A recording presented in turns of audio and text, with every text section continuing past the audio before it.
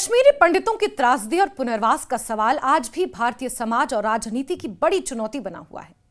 वर्ष 1990 की सर्द रातों में घाटी से पलायन करने वाले 60,000 से अधिक पंडित परिवारों को उम्मीद थी कि सरकारें जल्द ही उनकी वापसी का इंतजाम करेंगी।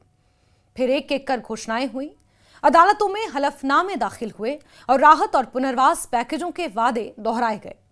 मगर 3 दशक से ज्यादा वक्त बीत जाने के बाद भी ज्यादातर परिवार अपने पूर्वजों की घाटी में स्थायी तौर पर लौट नहीं पाए हैं। कश्मीरी पंडितों का मानना है कि पुनर्वास महज राहत राशि, नौकरी या आश्रय देने का नाम नहीं, बल्कि सम्मानपूर्वक जीवन, सांस्कृतिक अधिकार, सुरक्षा और अपनी मातृभूमि से जुड़ाव की बहाली है। हाल ही में कराए गए एक सांस्कृतिक सर्वे में 62% विस्थापित पंडितों ने कहा कि वो कश्मीर लौटना चाहते हैं, मगर सबसे ज्यादा चिंता सुरक्षा की है। यही वजह है कि लगभग 43% लोग सरकार द्वारा सुविधायुक्त सुरक्षित बस्तियों में रहने के पक्षधर हैं। इनमें भी युवा वर्ग का अनुपात सबसे बड़ा है, जो कश्मीर के भविष्य में अपनी पहचान देखना चाहते हैं। साल 2019 में जब अनुच्छेद 370 हटा तो केंद्र सरकार ने कश्मीरी पंडितों के पुनर्वास को प्राथमिकता देते हुए कई घोषणाएं की। प्रधानमंत्री विकास पैकेज के तहत 6,000 सरकारी नौकरियों और ट्रांजिट आवास का वादा किया गया।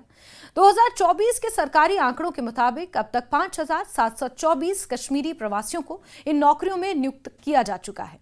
लेकिन यह आंकड़ा विस्थापित समुदाय के कुल हिस्से का एक छोटा प्रतिशत ही दर्शाता है। घाटी में रह रहे कश्मीरी पंडित परिवारों की संख्या 3 साल में 808 से घटकर 728 हो गई है, जिसका सीधा संबंध घाटी में बढ़ी असुरक्षा और टारगेट किलिंग की घटनाओं से है। कश्मीरी पंडित संघर्ष समिति का आंकलन है कि साल 2021 और साल 2024 के बीच 80 परिवार फिर पलायन कर चुके हैं। यही बताता है कि सरकारी प्रयासों के बावजूद जमीन पर भरोसे की बहाली अभी अधूरी है। पुनर्वास की राह में केवल प्रशासनिक और नौकरशाही अड़चनें नहीं हैं, बल्कि सामाजिक चुनौतियां भी उतनी ही बड़ी हैं। कई पंडित नेताओं ने बार बार ये बात उठाई कि सरकार सिर्फ योजनाओं तक ही सीमित है। रियल एस्टेट, शिक्षा और स्वास्थ्य सुविधाएं, सांस्कृतिक पहचान, प्रशासन और पुलिस व्यवस्था में ठोस भागीदारी के बिना पुनर्वास अधूरा ही रहेगा। आज भी करीब 32% विस्थापितों के पास कश्मीर में कोई संपत्ति नहीं बची है, जबकि जिनके पास जमीन या घर हैं, उनमें से 3/4 उनकी संपत्ति का ना तो कोई इस्तेमाल कर पा रहे हैं, ना ही किराए पर दे पा रहे हैं। एक बड़ा वर्ग, खासकर युवा, निजी क्षेत्र या स्वरोजगार में है, लेकिन सरकारी नौकरी की आस टूटी नहीं है। विस्थापन ने कश्मीरी पंडित समाज की शिक्षा, आर्थिक और पारिवारिक संरचना पर भी गहरा असर डाला है। सर्वे दिखाते हैं कि समुदाय में 60% से अधिक की शिक्षा स्नातक या उससे ऊपर की है, लेकिन लगभग 17% किसी भी तरह की आय में शामिल नहीं है। राहत पैकेजों पर कई बार विवाद हुआ कि भुगतान समय पर नहीं हो रहा है या लाभार्थियों का दायरा सीमित है। 2025 में दिल्ली सरकार ने राहत भत्ता पाने वालों के लिए आय सीमा हटा दी, जिससे 20,000 से अधिक पंजीकृत परिवारों को राहत मिली और पुरानी बकाया राशि जारी करने के आदेश हुए। यह फैसला स्वागत योग्य था, मगर देश के बाकी हिस्सों में रहने वाले विस्थापित पंडितों की चुनौतियां जस की तस हैं। कश्मीरी पंडितों के सामाजिक सांस्कृतिक पुनरुत्थान की रफ्तार धीमी है।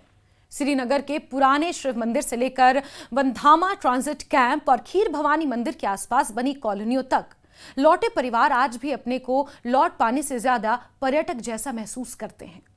हथियारबंद सुरक्षा बल, सायरन, कैंपों की बंदिशें, सुरक्षा घेरे, जिन्हें देखकर यह एहसास होता है कि घर वापसी अभी पूरी नहीं हो सकी है। मंदिर का सिर्फ धार्मिक महत्व नहीं, वहां यह समुदाय अपने अस्तित्व की नब्ज ढूंढता है। एक बुजुर्ग कहते हैं, हमारे लिए तो सोचने का भी डर है कि आखिर कब फिर से पूरी तरह अपने गांव घर में सांस ले सकेंगे। और जब अपने ही घर की बात आती है तो सिर्फ भूगोल नहीं, बल्कि आत्मा की गहराई तक लौटना होता है। पंडितों की वापसी में सबसे बड़ा डर उन लोगों के मन में है जिन्होंने इनकी संपत्ति पर अवैध कब्जा किया या कट्टरपंथी मानसिकता रखते हैं कि कहीं ये मुस्लिम बाहुल पहचान ना बदल जाए। यही कारण है कि आम मुस्लिम समाज के तमाम लोगों की भावनाओं के बावजूद छोटे वर्ग का डर और विरोध आज भी खुलकर देखने को मिल जाता है। 3 दशक गुजरने और एक के बाद एक सरकारें बदलने के बावजूद पुनर्वास के नाम पर रोड मैप, समय सीमा और सुनिश्चित सुरक्षा की बात आज भी भाषणों और कागजों तक सीमित है। हालात का अंदाजा इसी से लगाया जा सकता है कि हाल ही में कश्मीरी पंडित संगठनों ने गृह मंत्री से अपील की कि अगले 60 दिनों में वापसी का रोडमैप तैयार हो, क्योंकि 3 दशक से उनकी पीड़ा को केवल मानवता के नाम पर राजनीति बना दिया गया है। संसद में अब पुनर्वास से जुड़े विधेयक पर गंभीर विमर्श शुरू हो चुका है। राष्ट्रपति ने ऐसे विधेयक पर सहमति जताई है, पर अमल के लिहाज से जमीन पर फर्क अभी भी कम दिखाई देता है। नवरेह या शिवरात्रि जैसे स्थानीय त्योहार इन परिवारों के लिए अब मौलिक सांस्कृतिक अखंडता का प्रतीक बन गए हैं। वो कश्मीरियत को नारा नहीं, जिंदाबाद अनुभव करना चाहते हैं।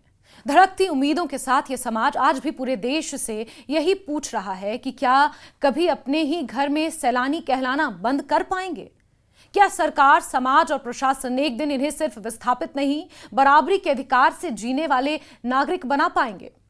कश्मीरी पंडितों के लिए पुनर्वास की लड़ाई दान अथवा करुणा की नहीं, उनका अधिकार है। दिल्ली से लेकर श्रीनगर तक, राहत भत्ते से लेकर संसद में विधेयक और घाटी में प्रशासनिक भागीदारी तक, जो भी कदम उठाए जाएं, उनका लक्ष्य केवल फाइलों या आंकड़ों तक सीमित न रह जाए। घर, शिक्षा, नौकरी और सुरक्षा के साथ एक स्वाभिमानी सामाजिक पहचान की बहाली ही इस यात्रा का असली पड़ाव है। संक्षेप में, कश्मीरी पंडितों के अधूरे सपनों का यह व्याख्यान उनकी जिजीविषा, संघर्ष और अस्मिता की कहानी है। यह सवाल आज की सरकार से नहीं बल्कि समूचे भारतीय समाज से है। समय बताएगा कि क्या वाकई वादा पूरा हो पाता है या ये अधूरे अध्याय की तरह अगली पीढ़ी तक यूं ही टलता रहेगा।